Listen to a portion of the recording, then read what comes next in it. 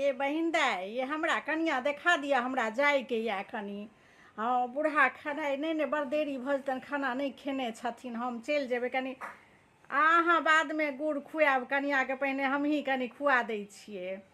हाँ हाँ, खुएलियै। अच्छा कहू तऽ, पुतोहु मीठ कि गुड़ मीठ? ए कहियो रे पुतोहु मीठ। ई टोटका होइ छै दुरागमनिया कनियाके, बुझलियै। आब कनियाके तऽ सब हाथमे दऽ देलक, लेकिन अपन घरक लोकवला खाए लेबाके चाही ई टोटकावला गुड़, बुझलियै। हमहूँ खुआ दै छियै, कनिया हमरवला खा लेबै। हमरो पूछू तऽ, गुड़ मीठ कि पुतोहु मीठ पूछू।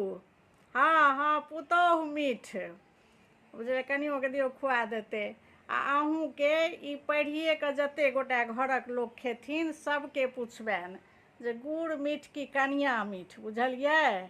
आ जवाबमे गुड़ मीठ नहि कहि देबै, कनिया मीठ। ईसब टोटका छियै दुरागमनिया कनियाके, बुझलहुँ। हाँ हाँ, बड्ड सुन्दर कनिया यऽ। कनिया हमरा आब जाए दिअ, बड़ अबेर भेलै, बूढ़ा छथिन, खेने नहि छथिन।